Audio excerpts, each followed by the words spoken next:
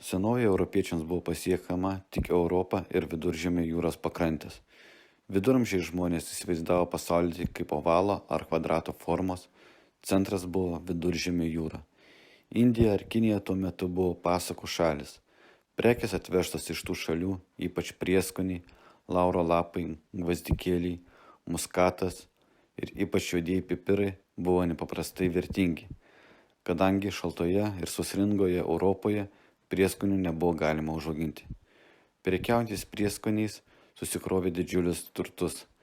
Tačiau visų žemynų keliaujančius kelius kontroliavo musulmonai, tai europiečių pirkliams į tolimus kraštus keliai sausuma buvo uždaryti.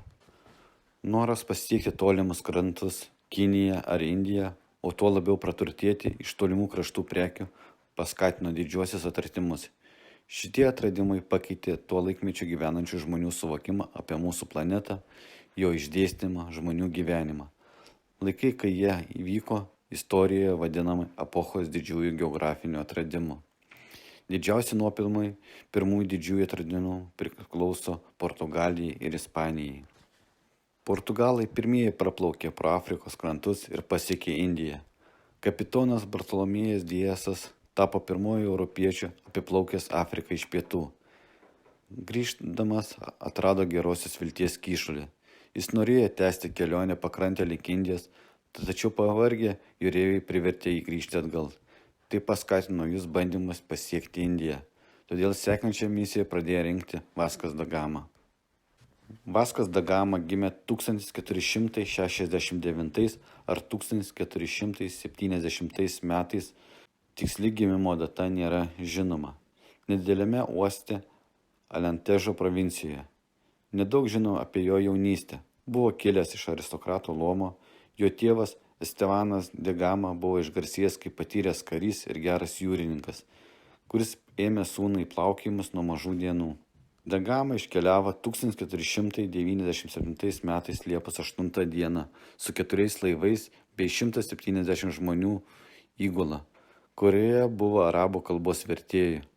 Jis su Santa Marija de Belem laivu, tai tas pats laivas, su kuriuo jau buvo plaukęs Bartolomėjus Diasas iš Lisabonos uosto, ekspedicija iš pradžių iškeliavo Žaliojo kyšulio salų link.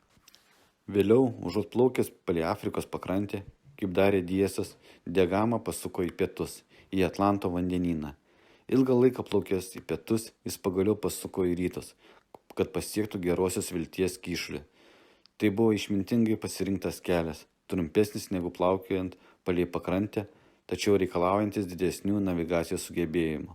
Dėl pasirinkto kelio da Gamos laivų įgula nematė žemės net 93 dienas, beveik trigubai ilgiau nei Kolumbo įgula. Kai mažų laivų flotilė pasiekė geros vilties iškyšulį, jūreiviai pradėjo maištauti. Jie pavargo nuo kelionės, audrų, alkio ir baimės. Jie norėjo surakinti Vaską da Gamą grandinėmis ir grįžę prašyti karaliaus malonės ir atleidimo. Vaskas da Gama numalšino maištą. Jo įsakymų grandinėmis buvo surakinti ne tik maištininkai, bet ir vairininkai, kurie galėjo parodyti kelią atgal. Matant visiems išmetė navigacijos įrankius, kurie galėjo parodyti kryptis orientuojantis atviroje jūroje, ir pasakė, kad jų vairingas nuo šios minutės bus tik pats Dievas. Jūreiviai su tuo susitaikė. Po keletos dienų jie prišvartavo prie Afrikos krantų. Tose vietose jau buvo pabuvoję arabai, todėl Vaskas da Gama rado locmaną, kuris jau buvo pabuvojęs Indijoje. Tai buvo Ahmad ibn Madžid. Tad po neilgos kelionės keliautojai pasiekė Kalkutos uostą. Kalkutos vadovas Zamorinas iš pradžių da Gama sutiko su džiaugsmu, tačiau greitai jis nusivylė pigiomis jūrininko dovanomis. Arabų pirkliai nenorėjo išleisti iš rankų pelningos prekybos tarp Indijos ir Europos, todėl jie pasistengė priešiškai nuteikti miesto vadovą prieš portugalus. Vaską da Gama suprato, kad jis nebus pajėgus priešintis, greitai pardavė prekes ir prisipirkęs prieskonių bei nemažai indų vergų išplaukė namo. Kelionė atgal buvo sunkesnė negu pirmyn.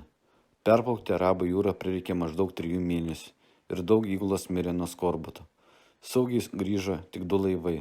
Po visos kelionės buvo išlikę tik 55 įgulos nariai, mažiau kaip trečdalis ją pradėjusi. Vis dėlto Dagamui grįžus į Lisaboną 1499 metais rugsėjo 9 dieną ir jis ir karalius teisingai suprato, jog ši 2 metrus trukusi kelionė yra didžiulė sėkmė. Krovinį, kurį jis pristatė namo į Portugaliją, Lisabonos miesto, pelnas 60 kartų viršijo išlaidas, kurios buvo išleistas ruošiantis ekspedicijai. Bet dar didesnį vertę turėjo žemėlapis, kurį nubraižė Vaskas da Gama. Pagal ją dabar portugalų laivai galėjo plaukti į pasakiškąją Indiją. Karalius aprūpino antrą ekspediciją iš 13 laivų, kuriems vadovavo Pedro Alvarez Cabral su 1500 narių įgula. Portugalai norėjo įkurti Indijos krantuose gyventi, bet patyrė nesėkmę. Grįžtant nuskendo pusė laivų. Ir tada Vaskas da Gama, gavęs Indijos vandenyno admirolo titulą, vėl perėmė reikalus į savo rankas. Jis jau turėjo flotilę iš 20 laivų su patrankomis ir gerai paruoštais kariais. Portugalai įrengė keletą tvirtovių Afrikos pakrantėse ir privertė vietinius pripažinti jų valdžią. Vaskas da Gama apiplėšinėjo jam papuolusius pakeli laivus. Prie Indijos pakrantės jis užgrobė arabų laivą, pasėmė jo krovinį ir sudegino jį jūroje. Visi jame buvusieji, keli šimtai žmonių, tarp jų moteris ir vaikai, žuvo. Kalkutoje šaudė iš patrankų ir sunaikino laivyną, kuris buvo paruoštas pasipriešinimui. Užgrobė dalį Indijos pakrantės, paliko ten savo kariuomenę ir su vertingu grobiu išplaukė į gimtinę. Trečią kartą jis jau grįžo su Indijos vicekaraliaus titulu ir palyda. Vaskas da Gama žiauriai valdė užjūrio žemes priklausančias Portugalijai. Jis uždraudė prekybą be karaliaus leidimo, privertė vietinius mokėti mokesčius ir laikytis Portugalijos įstatymų. Taip iškilo pirmosios Portugalijos kolonijos. Vaskas da Gama mirė Indijoje 1524 metais gruodį. Jo kūną parplaukdino į Portugaliją ir palaidė Vidigeiros mieste, kur karalius buvo jam dovanojęs kartu su grafo titulu. Da Gama buvo vedęs ir turėjo 7 vaikus. Pagrindinė Vaskas da Gamos kelionė svarba yra tai, kad jis atrado tiesioginį kelią iš Europos į Indiją ir tolimuosius rytus, kurio vėliau naudojasi daugelis šalių.